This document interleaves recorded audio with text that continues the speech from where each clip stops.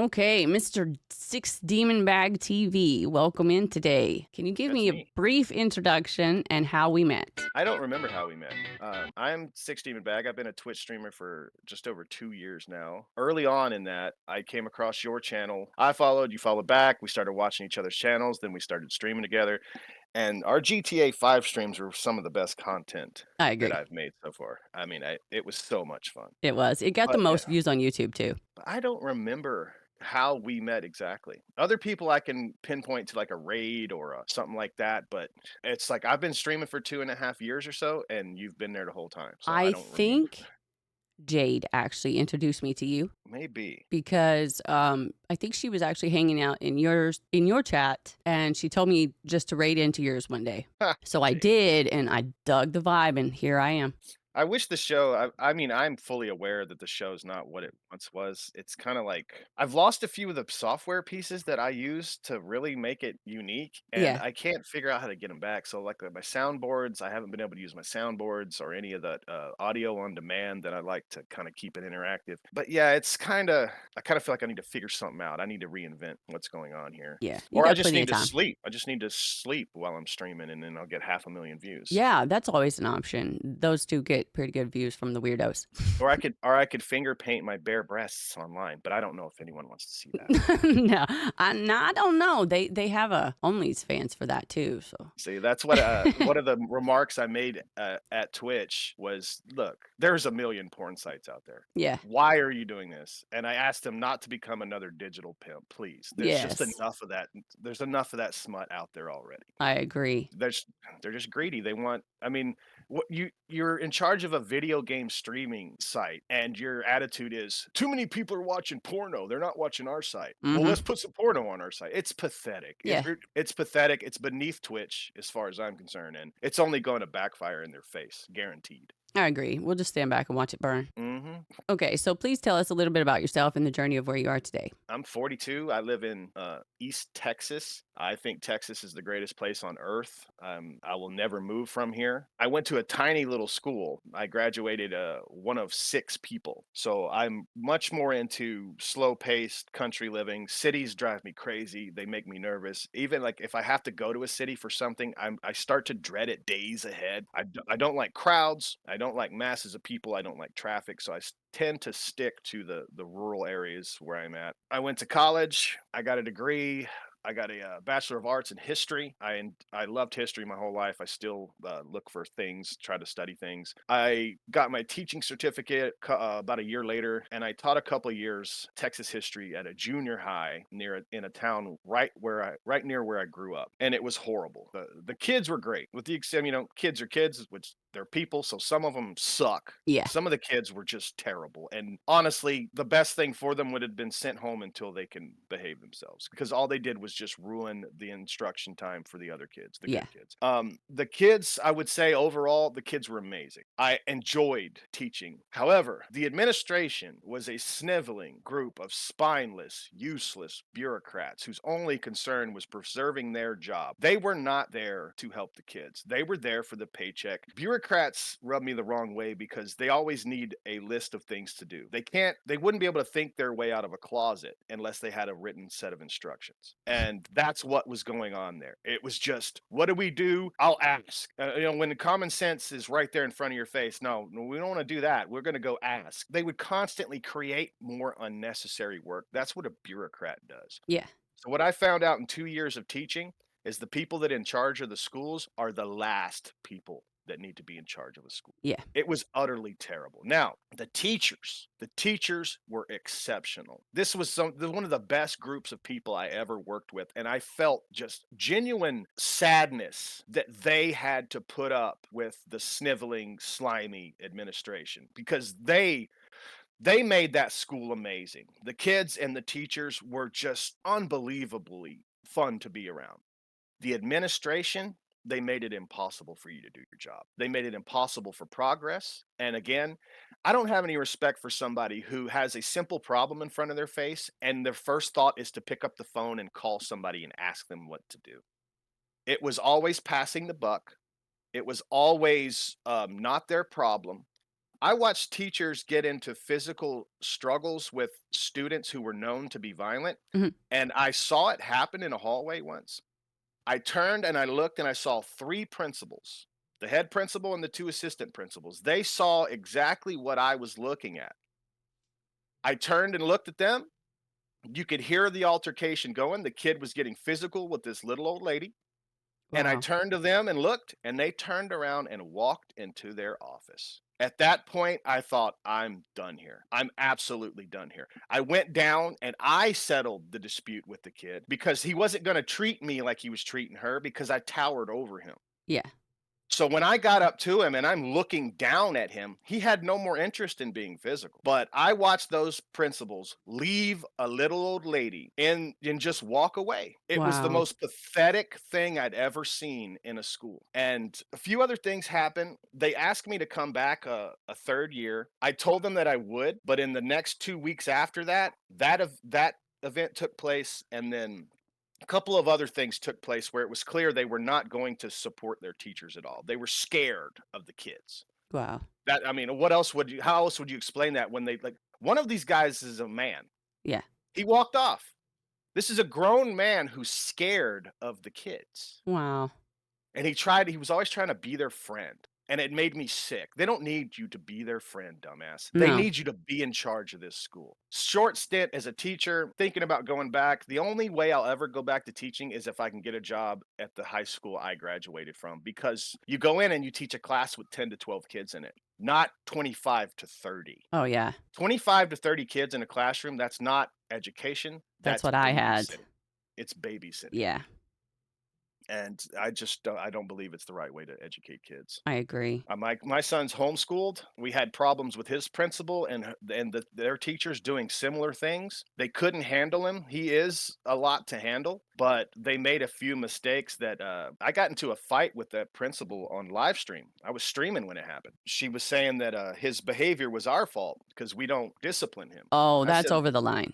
listen here, lady. I said, nobody holds that boy more accountable for his actions than his mother and I. And for you to stand there and suggest that we don't punish him shows that you don't know the first thing about us. So I said, I'm going to take him out of school. I will teach him myself, and I will do a better job than you could ever imagine. And then she got real upset. Don't take him out. Don't take him out. Because to them, they don't care about him.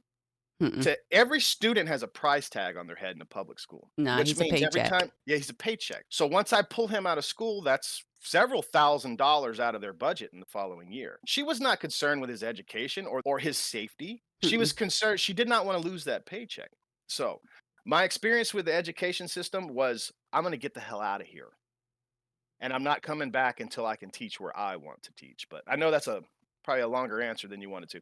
No, I Um, like your answers. They're honest. other th other than teaching, I do carpentry work, and I do it occasionally. My best friend from high school and my youth is a very, very talented and successful contractor. He's one of the best around here, and he's honest to a fault. But that's why I work with him, is because he's so honest, and he's not going to ask you to do something that he's not willing to do. The worst bosses I ever had were the ones that would just stand there and watch you do something. Yeah. I've had bosses that look, I've had 2 bosses in my life.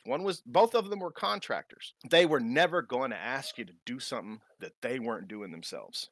And that's how you earn respect. You don't earn respect standing in the air condition looking out the window. You don't earn respect sitting in the office and leaving your teachers to fight with kids. You get disrespect in that fashion. So I do carpentry work. I love card games, board games, video games, and I like to design them. And I'm currently working on one. It's called Cryptid Hunters, the card game, and it's a cooperative card game where players will recruit these soldiers and hunters to defend humanity from this invasion of these mythical and monstrous creatures. So there's everything from Sasquatch to Mothman, lake monsters, really obscure cryptids that I had to do a lot of research to dig up a lot of these things. But there's a lot of famous ones, but some of my favorite ones were the ones I'd never heard of.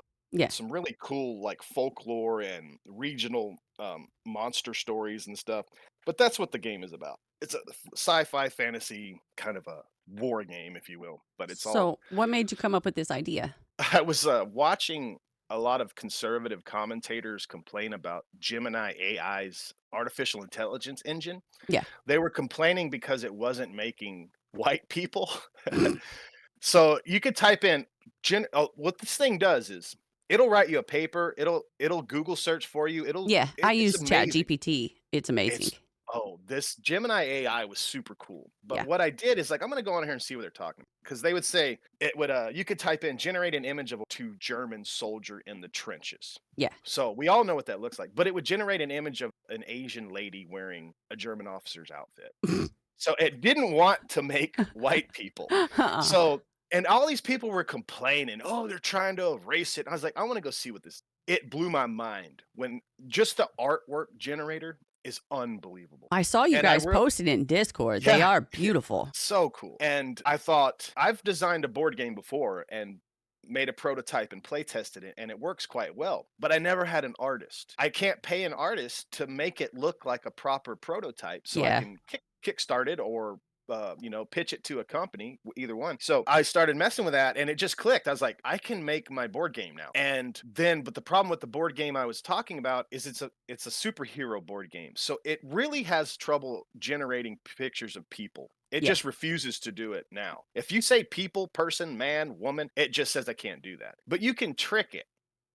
You can have it like a shadowed figured, you can trick it into making these pictures. But I couldn't generate images for my first board game because it's too finicky. Yeah. But it'll generate pictures of monsters all day long. So I was like, I'll make a monster game. So within hours of playing with this AI and seeing what it could do and understanding its limitations, it's not always going to give you exactly what I started making these cards and I found another website where you can custom make cards. So you can put your picture in, you can type text, you can put numbers, all the stats you need to make a game. It's all there. So I just went into this mode of just staying up till 2 or 3 a.m. and just grinding and working on this game. And I started to realize I keep making cards, which was fun. I'd make a monster card that does this, this, and this, or I'd make a hunter card that countered those things. So what I ended up doing is I said, no, I can't keep making cards. I have to write rules. So I sat down and I wrote a rules section. It's a 15-page rule book. It's typical rule book you'd get in a modern board game. It's not your typical easy game to play. There is a learning curve to it, but I wrote the rule book and then I went and finished all the cards and I thought, if I were buying this game, I'd want more cards. So I went and doubled it. I doubled the number of monsters, I doubled the number of hunters, and I ended up with a pretty sizable collection of cards and they're all saved digitally. I have them all saved. And so that's what I've been working on. And I wrote that game start to finish, cards included, in like 10 days. So Wow. that AI was that was what I needed. It I is. AI has changed my production in all of my videos. It's like, give me an idea for this because I'm stuck in a wall here. what was crazy about it is I wrote the rules out in text. So I wanted you to be able to play the game without looking at any pictures. I Yeah. wanted the rules to be so clear and consistent that you didn't need anything but to read them. Yeah. I copy pasted that and put it into the AI generator and I said, "Will this game work?" And it broke down everything that it would do, and I'm gonna play test it myself, but the AI is like, "Yes, this game will function as is." It's got a solid, engine, it runs itself, and it's simple and easy to understand. That's what I wanted with the game. You don't want a game that have to study the book for a No. week to play. You Yeah. want a game that is extremely simple in its core mechanics, but I describe it like this: your rules are the skeleton. It never changes. It's consistent. That's the foundation or your rule set. Now, when you add a card to the game, it tweaks the rule set slightly. So now you have 200 plus cards that all use that skeleton to work the game mechanics. So my favorite games are the ones that are super simple at first, but only get more complicated as you start to play them and understand the rules better. But that's what I've been working on. Cryptid Hunters. I've got a Twitter page for it, X page for it. I mentioned it to my sister, who is a legal, I don't know what the term is. She's not technically a lawyer yet, Mhm. but she works for a law office. And I told her, I was like, I'm thinking about doing this and this. And I said, I'm thinking about doing an LLC. And she said, I'll do it for you. And I was like, well, I don't know what it'll cost. And she goes, it won't cost anything. So she started an LLC for me. It's called Neon Crow Games. I'm just waiting for a few days. I need to get my business binder, and I got a couple of documents I have to send in to make it legit. Once Neon Crow Games is legitimate, you'll see, and I get to play test this game, which I've already cut. I'm doing this all like, what's the word? Just dirt cheap. I printed all these cards off on regular copy paper, black and white, and I'm cutting them out one at a time so I can play test it. Once it's play tested and the Neon Crow Games is official, you'll see Cryptid Hunters on Kickstarter, hopefully. I am so proud of you, dude. I mean, even your character in GTA was talking about opening a video game store. Look at you creating a video game card or a card game.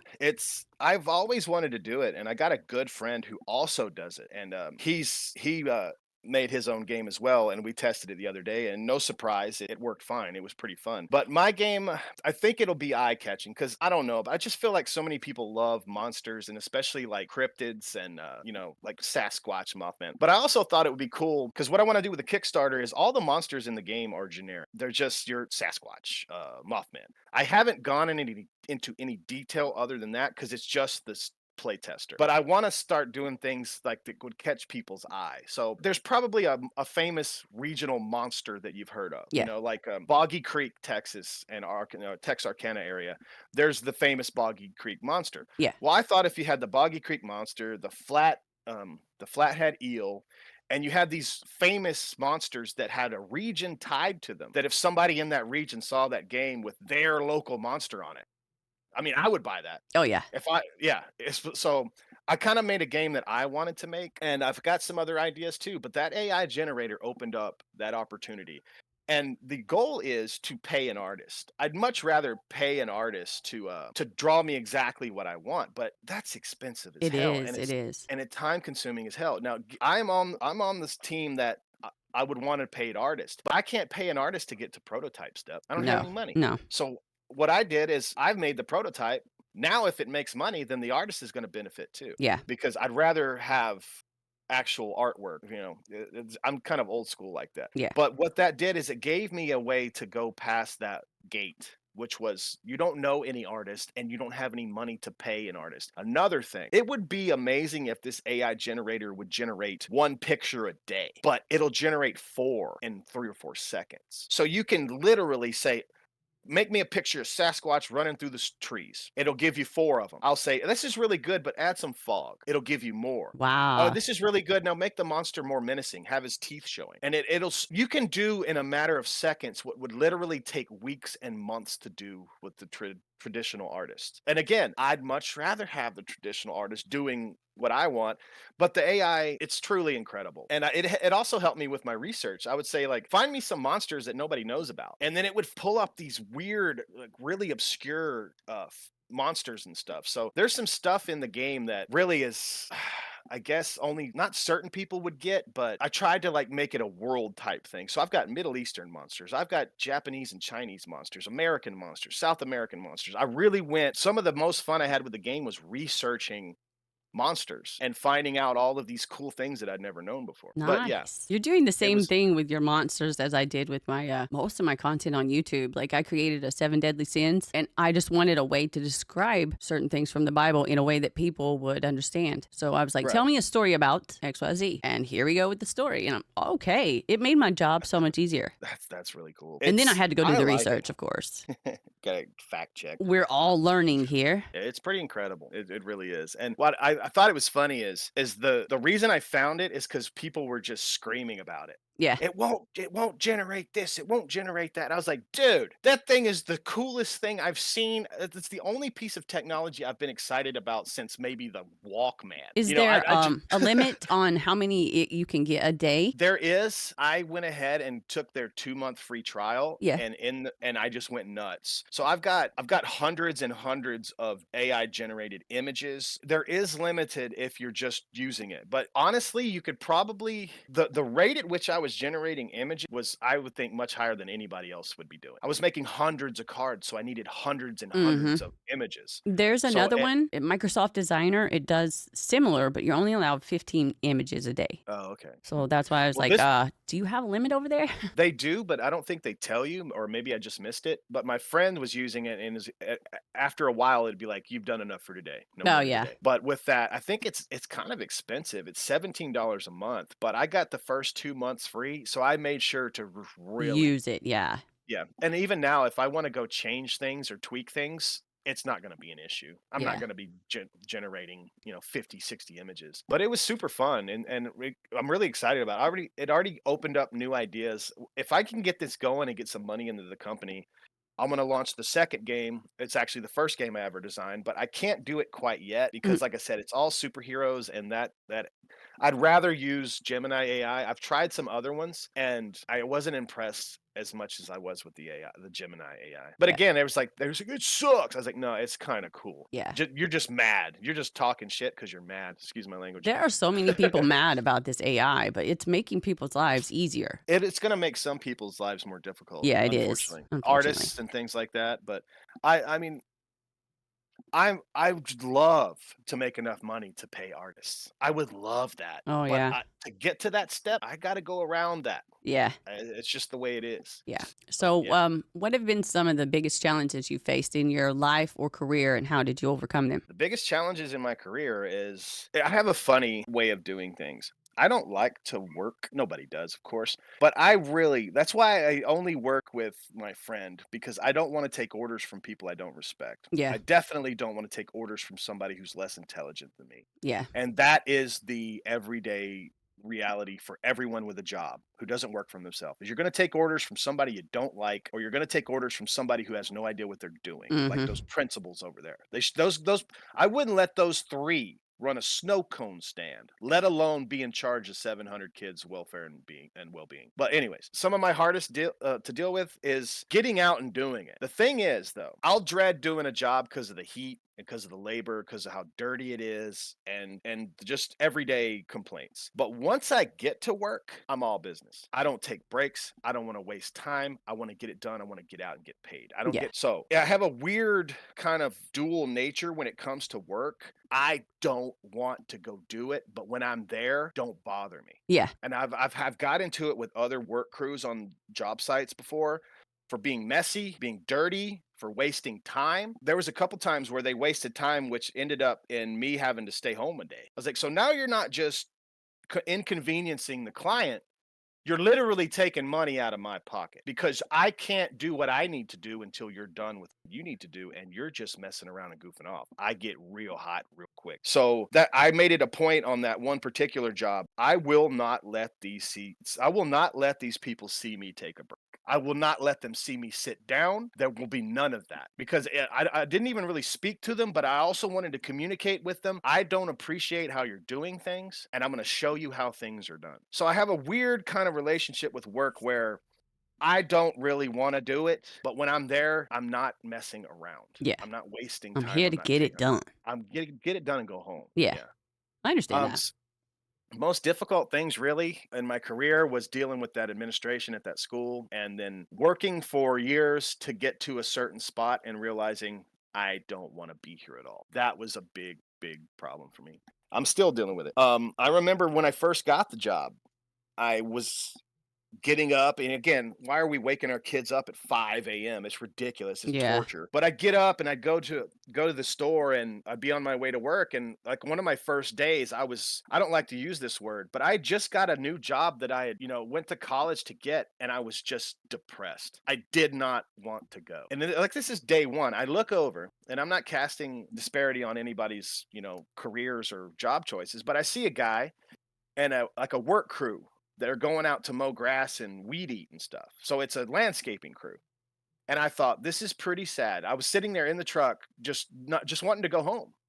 And I'm sitting there thinking, I'd rather get on that truck with those guys and go mow grass then go do what I'm about to do. Yep. And there's so much more freedom in what they're doing than what I'm about to start doing. Trouble with the career was externals, and it was external in that the people didn't know what they were doing, and it was internal in that I didn't want to be there. But I didn't let anybody know that. I didn't take it out on the kids. I didn't take it out on my coworkers. I just internalized it and was just about as unhappy as you could be after literally getting the job that I went to school for to get. I was like, this has been the biggest mistake I've ever made. I do not regret going to college at all.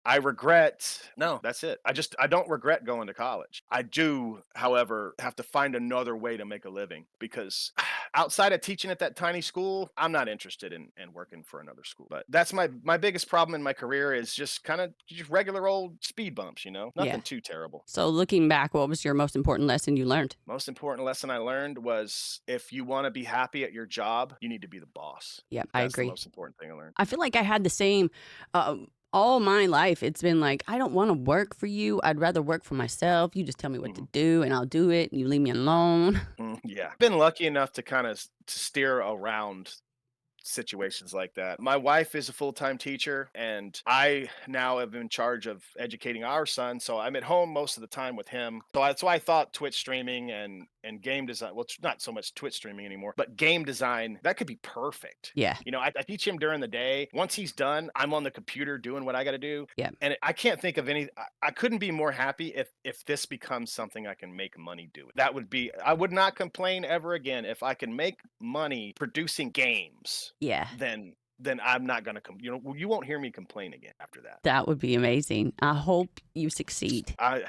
You can feel the tension in the house. It's not just me. My wife really too. So she's been very supportive, helping me print the stuff out and get it ready. And then there's my sister who she's the only reason that this product is going to have protection. If I can get a legitimate company done, and again, we're just days away from that being official. Ooh. So I've just been, the support from my wife and my sister, and they want it to work as much as I do because And they see what I've gone through. I'm not happy when I'm working for somebody. yeah. And it doesn't, I mean, even if it's not even a hard job, it could be the easiest job ever. I just don't want to take orders from anyone ever again. Yeah. Even if they're nice and like, could you do this? Could you do that? No, I'm tired of taking orders. Yeah. It's always good to have a good support system. It's good that you have your sister and your wife. Yeah, because if so, my son would be in a school, and we all know what's going on in those places Yeah. right now. So he'd be in a school, getting indoctrinated, listening to the nonsense they're teaching kids these days, and Mm-hmm. and it's not just the teachers. It's the other kids. This is funny. I have an 8-year-old son. I'm terrified of teenagers. I don't want them around him. I don't want him to be around teenagers. And that's another thing.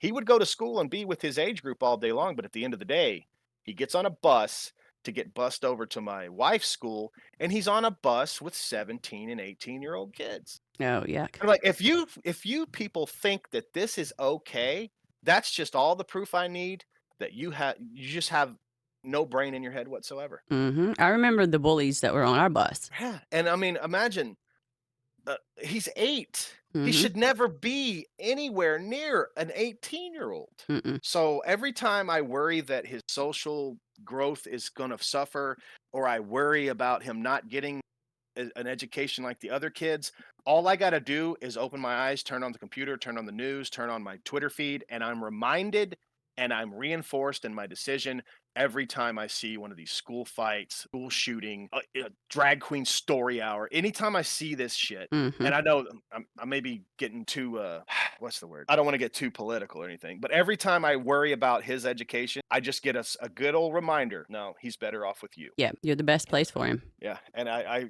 feel so bad because he desperately wants to play with other kids, and we do. It's not like he's just here. We do Boy Scouts, 4-H, which is like an agricultural group, and but so he's not just in the house all the time. Yeah. He's being socialized, but I'd rather him be socialized at Boy Scouts than on that bus with Yeah. a bunch of people I don't know. Yeah, we should get him together and let him play with my little dude. He's lonely too. That is so nuts that your nickname for your little one is Squawk. Yeah. Within hours of my son being born, he had a nickname and it was Squeak. He did not cry. He did not scream when he was born. He just squeaked. So I called him Squeak the first 2 or 3 years of his life. But Oh, he's standing here looking at me with his "Go away, dude, I'm busy." he's like, "Don't talk about me, Dad." But when you told me that you called the little one Squawk, I was like, "What? That's too close." Yeah, my little dude, he would get angry and just point and squawk like a bird.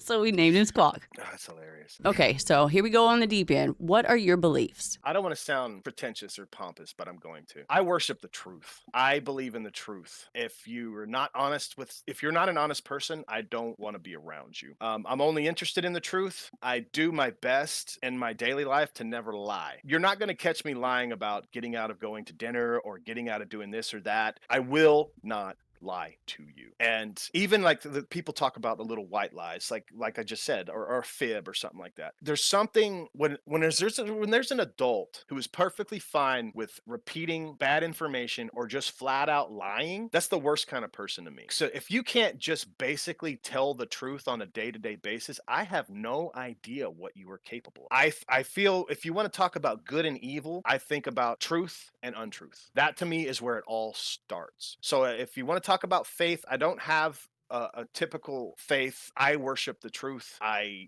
respect people who are honest. I respect people who are blunt, even if it hurts your feelings. I like we've talked about earlier, being genuine. Yeah. You can say something. If you told me exactly what I wanted to hear and it wasn't true, you're not doing me any favors. You're not a valuable friend. You're not a valuable family member. If you tell me the truth and it crushes me, that's what I want. I would much rather you be honest with me than tell me what I want to hear. Yeah. So when it comes to faith, I have the same morals that any other Christian would have, Judeo-Christian follower. I have the same morals and grounding. I just disagree about where the morals come from. Most people would say we get our morals from God. I don't believe that. I believe that our morals are thousands of years in the making. It's society's morals. It's not God's. That's what I think. So, and again, that's why there's such a spectrum. You have certain cultures that are productive.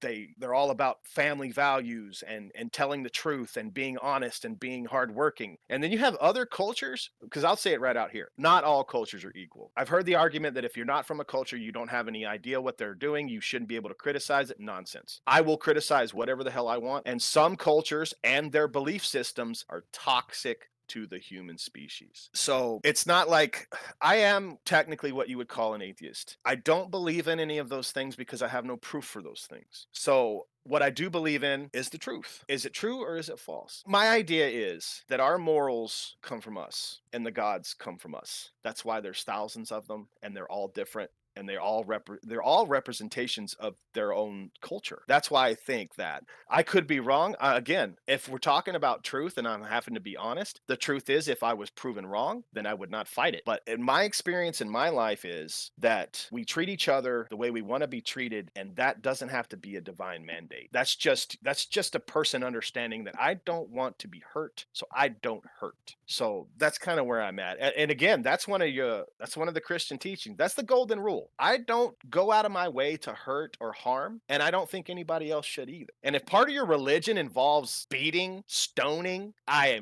don't want to hear any more else about it. If your religious tenets involve people being beaten into submission, that proves that your religion is fake. And I'm not picking on anyone in particular at this point, because there are several that do that kind of. And I also think that it's timing too. The Christian church, the Catholic church, they've had their killing days, but they've also had reformations. That's some of these other religions have not had a reformation.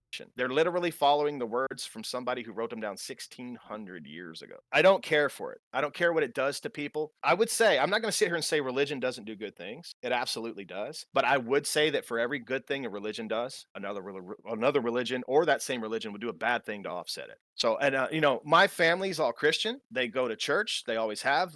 The most amazing person I've ever met in my life was my grandmother. She was the kindest, nicest, sweetest person I'd ever. And it's not just because she was my grandmother. Everybody who knew her said that about it. So I'm not being biased because old granny was sweet. The entire community knew that she was on another level came to being humane and being compassionate. So I always imagine or always try to think, what would my grandmother do? Who And did she she was credit for that? I would credit her family. She would probably add God in there too. But I again would say that no, that just came from your family. And their morals came from their family. And sometimes they get better, sometimes they get worse.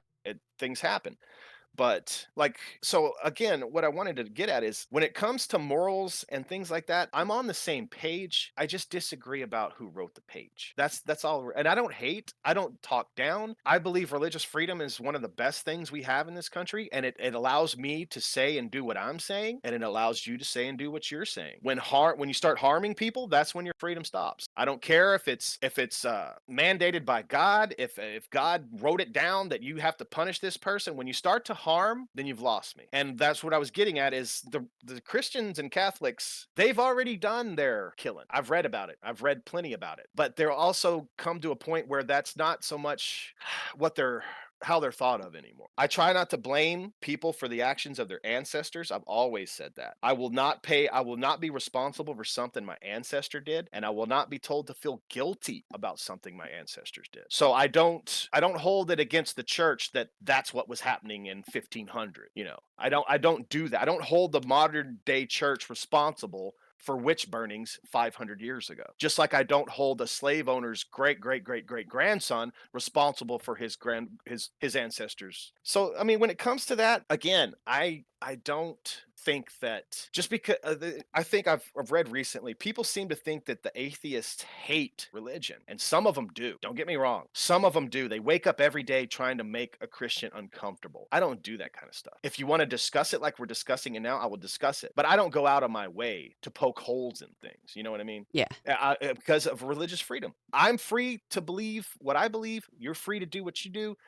That's why I don't go trying to aggravate. But I don't know if that answered your question or Yeah. not. So I don't really know which one to ask you, the believer or non believer. So I'm just going to go to, can you share a journey towards your current beliefs and how you became Hmm. atheist? I think I became that way when you start to realize that what most people's experience in their house, most, is that their religion is taught to them. They're brought up in it. They go to church, and I started to question. And here, this is a great connection to what we were talking about earlier. Thanks, peace. I started to notice the most, and I'm not saying this is all, the people I most was suspicious of and had a reputation for doing negative things, including negative things to their family, were the same people that were saying, "You don't go to church. What the hell is wrong? You're gonna rot in hell." I was told this. Why don't you go to church? Your soul's gonna burn, by a man who I knew physically abused his daughters. He would beat, he would hit.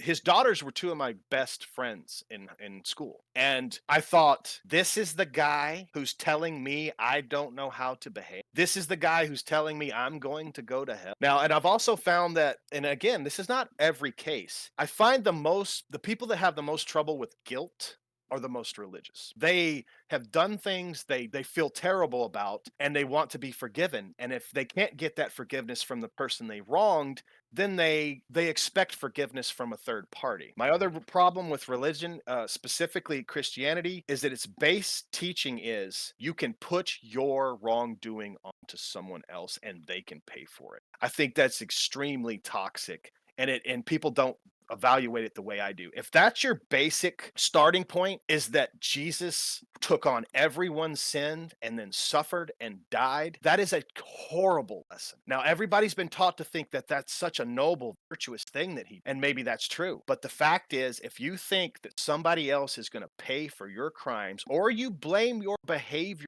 on the devil, that causes me great distress, because you're relieving people of their responsibility, and you're also telling someone that they can do whatever the hell they want as long as they say, "Will you forgive me? I'm sorry." And that's just not how the world works. I've had this discussion with some Catholic friends of mine, and they don't seem to get that thread that I'm weaving. I was like, "Yes, the fact that he would, if the story's true and everything is true, the fact that Jesus would go up to that cross and take the responsibility from all these people, that is a noble act. He is very much making a sacrifice. My problem, I don't focus on that part. I focus on the people who seem to think that their responsibility can be put on someone else. I have a very big issue with that. I want the truth to be told, and I want justice to be served, and I don't think that by asking simply for forgiveness, that forgiveness should be given. So that's where I'm at with that. And I've always felt that way. Like I said, and the guy who did this, the guy who was always like because that's why he was around, is because I was friends with his daughters. They were two of my best friends were these girls. So I was around this guy, and he just made me feel like shit every time we talked. It was like, you don't go to church? Why Yeah. weren't you at church? And I'm like, why does your daughter have a fucking handprint around her neck? Yeah. Don't and I'm 16 years old, and this man was a homicide detective in Houston. Wow. So that's, he's going and he comes home and he does that to his daughters. But I felt so punched in the gut. Like, who the hell are you to tell me what to do with my so that's where I kind of started to break, because I was going to church. I was making grandma happy. I was going. And then I started to see the behavior of the people that were there. And I started to question, why are you here? I feel that so bad. And so again, it's not everybody. There's so many great people. Like my grandmother never did anything to anyone that wasn't helping them and giving them a hand up. She was a Hmm. teacher for 35 years. Everyone in the county knew her name. She was a local celebrity, and she held those Christian beliefs. But the only difference is she lived the Christian beliefs. Yeah. He didn't. She walked and So talked it. yes. So there's the problem. I was literally wrote the church off because of this scumbag's behavior. Yeah. So I mean, I could have been wrong in that. So I just saw a lot of negative things, and how people would ignore. And again, I'm sure that he would choke his daughter and hit his daughter and then go ask forgiveness and never think about it. That's evil. Yeah, it is. That's my early experiences. And here to talk about, you don't question this shit when you're 10, 11, 12, 13. No. Start to question it when you're 14, 15, when you're starting to get rebellious. It's a natural stage of human development to start to question and rebel. Yeah. And that's when I was like, I don't think I really go to church anymore. My grandmother didn't come and say, you're going to hell. She didn't say shit. So there's the type of Christian who is perfectly happy with their teachings and their world belief, and they take it home and they sleep soundly. And then there's another type of Christian who's choking his teenage daughter. That's where your problem comes from, Yeah. is that once you have enough people in your church, it's only a matter of time before you have negative examples of what a human being is. I agree. I think that you have definitely been painted a very terrible light with the Christians there.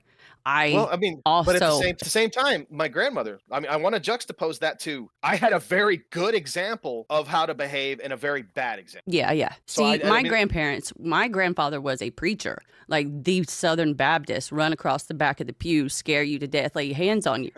But then I would see my family members like talking bad about each other, being mean to each other, saying nasty things, stealing from each other, oh and yeah. then going to church Sunday and Wednesday. And And then, Monday they got no, they're yeah, completely relieved Monday. That's yeah, my problem. That's my every problem. single time we were made to go to church, no matter if we wanted to go or not, I didn't understand most of it, and I ran as far away from it as I could. So I totally understand what you're saying there. And again, if you watched my behavior like a secret spy and you just watched me behave, I'm behaving just like every other devout Christian is. I'm doing the same things. I'm considering people's feelings. I'm considering this. I'm considering that. I'm evaluating things. I just I don't need a divine mandate to do so. And I also don't feel empty. I'm very fulfilled. I don't feel empty. Like a lot of people talk about a void that they feel in Yeah, religion. I don't have a void. And again, the main thing that I get down to is guilt. I noticed that the guiltiest people are the ones that are there every Sunday asking for forgiveness. You yeah, know why I don't go ask for forgiveness? I don't do anything to feel guilty about. I don't cheat on my wife. I don't lie to I don't rough up my kids. I don't cheat, steal. I won't even cheat at poker. yeah. So that's where I'm at with that. It's anyways, again, my main point. Okay. So, in the absence of belief in God, how do you find meaning and purpose in life? What values My, do you turn to for guidance? my family. I never thought about like, how long do I want to live? How long do I want? What do I want to do? Hmm. Now that I have a son, I do have a set number in my head that I'd like to get to. I don't want him to be an angry kid who lost his dad and hates the world, because I've Yeah, seen what that looks like. I've yeah. seen it. It's terrible. And that you could say that, but there's terrible dads out there too. I mean, Oh, I'm yeah. not painting with a broad brush here. But I want to stay alive long enough to make sure he behaves like I do. And you can say that's egotistical and pompous and pretentious. But I'm set in my ways and how I behave and how I interact with people, and I want him to be that way too. And if it takes me until I'm 70 to do it, then that's my number. But what scares the living hell out of me on a daily basis is that I'm not a track star. I didn't take care of myself. I'm a 40-year-old dad with a dad bod, and I see dads in their mid-40s dropping off. I don't want him to be the kid whose dad died, and then he just hates everyone. Yeah. That's my biggest fear. So that's what keeps me grounded and keeps me going is him, Yeah. Did you really. have a really good upbringing? Yes. Again, my grandmother is the matron of sounds like such an asshole. She's a matron of one of the best families I've ever been around. Yeah. My family. Yeah. Her family. The kids don't fight. They don't screw each other around. They don't even argue over politics at get-togethers. You would swear that I'm lying. I'm not lying. There's never been any animosity at any family event I've ever been to. Nobody's ever tried to take advantage of anybody else. Everyone's feelings are always considered in every action and in every decision. She created that family. Yeah. And she made that family what it was. She made me who I am today. I was around my dad, who was never went to church, had no interest in it. My mom recently has become more interested in it and has started going back again. But we were never forced to go to church. We were never made to go. And honestly, I don't remember my mother going much at all when I was, still living in her house. We just didn't go. She still believed, but we just didn't go. And I kind of have a feeling that she was too nice to say it, but she had experienced the same thing I had. Why would I go up there to that church when I don't even like half the town? Half the town's a bunch of assholes, thieving, stealing, philandering. Why would I? So I got that impression that she just did. It wasn't the church that she was avoiding. It was the people in it. And it was the same thing I was doing. I was avoiding those people. So that was my upbringing. Played baseball, baseball cards, comic books, movies, playing outside. We used to go outside. We used to get up. If I stay at my cousin's house, we'd get up when the sun came up and we wouldn't back until the sun was down. Yeah, same. That's my childhood too. Just outside, just doing all kinds of stuff. And so my upbringing was your typical Texas, semi-religious, two sisters. I have another half sister I haven't seen in a very long time. But that's a whole mess with my father and how he made a mess of things when he was younger. But we all did. Really, some of us are luckier than others with the messes. So they were easier to clean up. But that was my upbringing. Happy. I'm not just. My dad was kind of a. Most people don't like my dad. He's kind of an asshole. Mhm. And I get it, but it doesn't bother me because he doesn't focus it towards me. And again, I grow up thinking, oh, these guys don't like my dad. This person doesn't like my dad. My dad got into a fight with this guy. And then you realize the list of people that you just listed are those same people that you're avoiding at church. So Mhm. is my dad the asshole or is my dad the guy that hands out a black eye to the asshole? Because, that wasn't told to us. So I kind of started to see that he was kind of antisocial. My mom was the complete opposite. My mom absolutely loves going out and dancing and having a good time. She doesn't drink, but she does everything you would do if you were drinking, except she doesn't drink when she does it. So she smokes, she dances, she has a nice time. She's very social. My dad, on the other, not so much. So my upbringing was kind of a weird. My dad's family, they had their problems. My mom's family, as far as I'm concerned, was just like your fairy tale family. Like the old paintings from the 1920s. What was it? Rockwell, Norman Rockwell painting. That's the kind of Christmases we would have.